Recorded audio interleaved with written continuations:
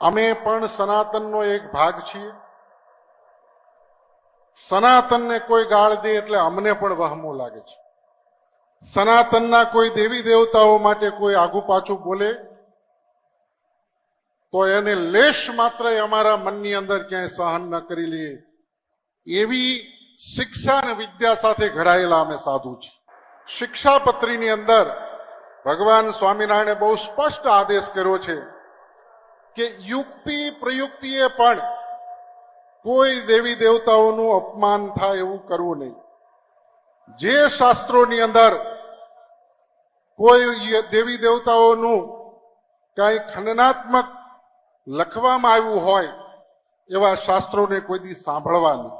ભગવાન સ્વામિનારાયણે શિક્ષાપત્રીની અંદર જે આ બકવાસ કરેવી કોઈ બાબતો નથી લખી અને એટલા માટે અમે